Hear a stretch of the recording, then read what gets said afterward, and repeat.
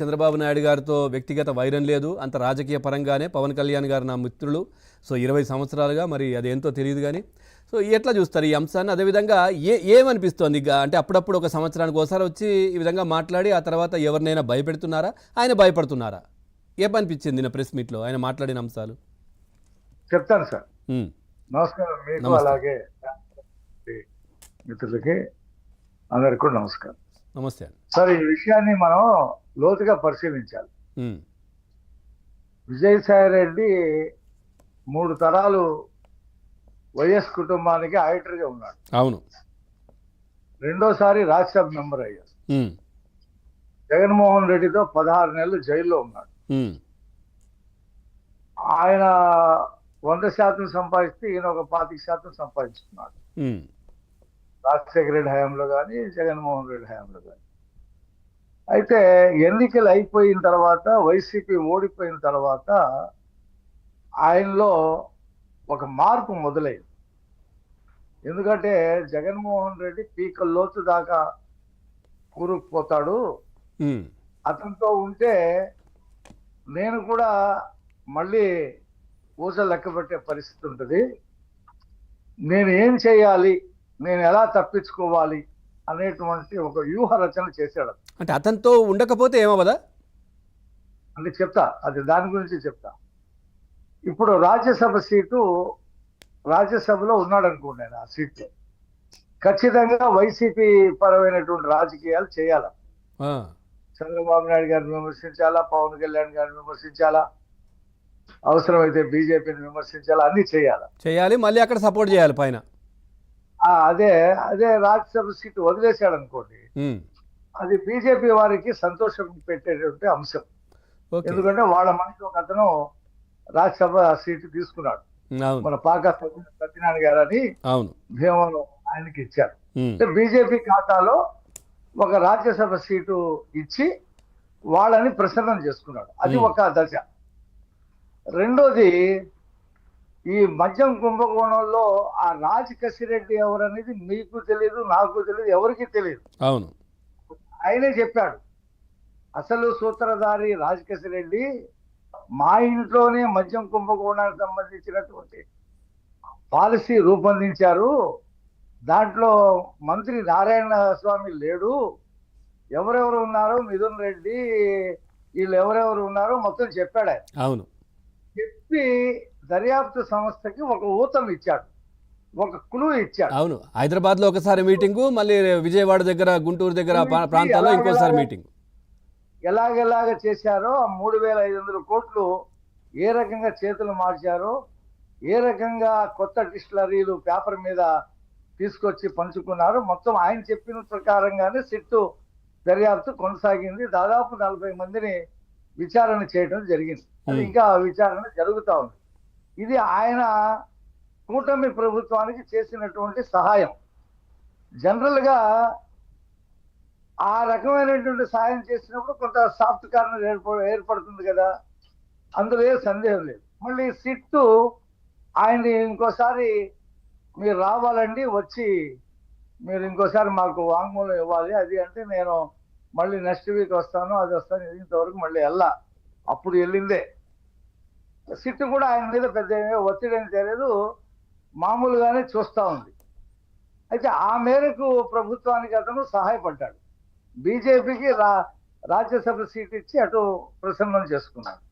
ఇప్పుడేమంటున్నాడు, జగన్మోహన్ రెడ్డి మంచోడే, ఆయన చుట్టూ ఉన్నటువంటి సజ్జల రామకృష్ణారెడ్డి కానీ, పేరు చెప్పలేదు. అదే కోటరీ అంటే ఎవరు సార్, సజ్జల అంబటి, లేకపోతే పెద్దిరెడ్డి, లేదా సుబ్బారెడ్డి, లేదా ఈ రెడ్డి, లేదా ఆ రెడ్డి, వీళ్ళే నడిపిస్తున్నారు. జగన్మోహన్ రెడ్డి మంచివాడే అంటూనే అసలు అక్కడేం జరగట్లేదని చెప్పకనే చెప్తా ఉన్నాడు. పార్టీని మేనేజ్ చేసుకోగలడు, ఎవరు అవసరం లేదు అని అంటున్నాడు. కానీ ఈ కోటరీ వల్ల అతను నష్టపోతున్నాడని పరోక్షంగా ఆ పార్టీ శ్రేణులకి, కార్యకర్తలకు చెప్తున్నాడు.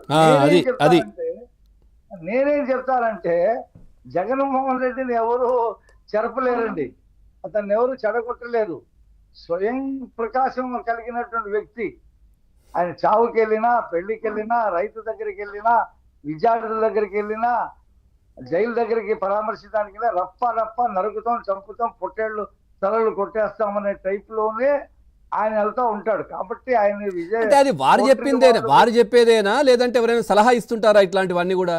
లేదు, ఆ జగన్మోహన్ రెడ్డికి ఎవరు సలహా ఇచ్చినా తీసుకోడు, అతను సొంతగా డిజైన్ చేసుకుంటాడు. అయితే విజయసాయి రెడ్డి ఆ మాట అనడు, ఎందుకంటే అతన్ని ఏమి అనకుండానే అతనికి చేయవలసినటువంటి నష్టం చేస్తున్నాడు. ఇక్కడ మనం గమనించవలసిన విషయం ఏంటంటే 20 సంవత్సరాలుగా పవన్ కళ్యాణ్ నాకు స్నేహితుడు అన్నాడు.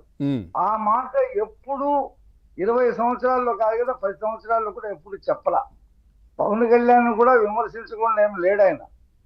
జగన్మోహన్ రెడ్డి మనస్తత్వం ఏంటంటే, విజయసాయి రెడ్డి ఒకసారి తారక రత్న గారు చనిపోయినప్పుడు ఆయన బంధువు, అవును, ఆ అమ్మాయి ఈయనకి బంధువు, అవును, అక్కడికి వెళ్ళినప్పుడు చంద్రబాబు నాయుడు గారి పక్కన కూర్చున్నాడు ఆయన. వాళ్ళిద్దరూ మాట్లాడుకున్నారు అంతే. ఇక జగన్మోహన్ రెడ్డి చంద్రబాబుతో కూర్చోవటాన్ని సహించలేదు. అక్కడ మొదలైందా? అక్కడ మొదలైంది అంటే అంతకు ముందే మొదలైంది. అది పెద్ద కారణంగా అందరికీ అనిపించింది. అంటే అసలు కారణం ఏంటంటే, విశాఖపట్నంలో ఈయనకి ఇచ్చినటువంటి పెత్తనం నష్టం జరుగుతుందని భారతిరెడ్డి గారు ఆయన అక్కడి నుండి తొలగించేశారు. తొలగించేసి సుబ్బారెడ్డి గారిని పంపించారు అక్కడికి. ఈయనకి ఏదో సోషల్ మీడియాను ఏదో యువజన విభాగం ఏదో ఇచ్చారు. అక్కడే అతను సంతృప్తిగా లేడు. ఇతను సలహాలు అడిగి జగన్మోహన్ రెడ్డి ఏం చేయలేదు. అట్లా ఢిల్లీలో కూడా పెద్ద బాధ్యతలు ఏం మళ్ళీ అన్ని తీసేసుకున్నారు. ఢిల్లీలో పెద్దగా అంతకుముందు అంతా వారే కదా చూసుకునేది విజయసాయి రెడ్డి గారు. మొత్తం రెండో నెంబర్ 2 పొజిషన్ ఆయనదే ఉండేది. అది నెమ్మదిగా తొలగించేసి సజ్జలు వచ్చాడు నెంబర్ 2లో. మొత్తం సర్వం తానై వ్యవహరిస్తా ఉన్నాడు. ఈయనకి అది పడలేదు. రెండోది ఏంటంటే, ఇష్టం లేకుండా లోక్సభకి పోటీ చేయించాడు. అప్పటికైనా రాజ్యసభకు ఉన్నాడు. ఇష్టం లేకుండా పోటీ చేసి ఆయన దగ్గర ఉన్న 100-150 కోట్లు ఖర్చు పెట్టి ఇచ్చేస్తాడు.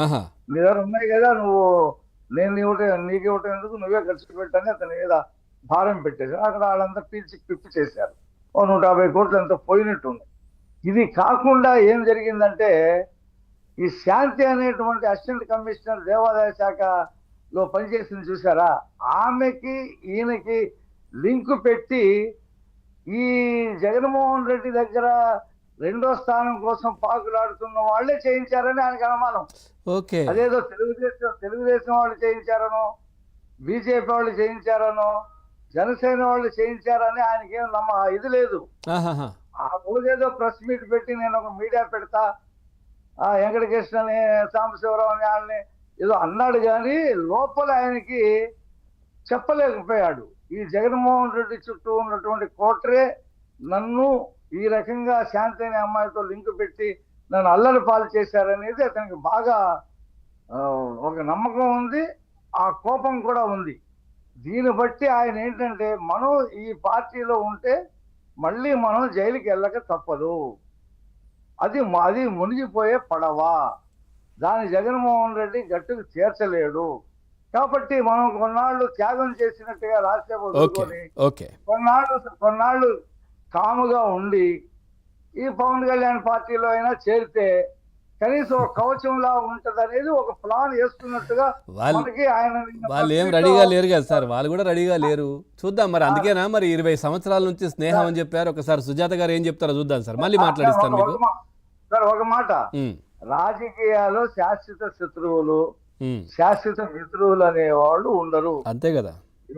ఎవరు చేర్చుకుంటారో, ఎవరిని పంపించేస్తారో, ఎవరు విడిపోతారో, ఇదంతా కూడా అక్కడ ఉండేటువంటి అధికారం అనేటువంటి ఒక కరెంట్ పనిచేస్తుంది తప్పితే మా మనసు లోపల ఆత్మ ఏం పనిచేయండి.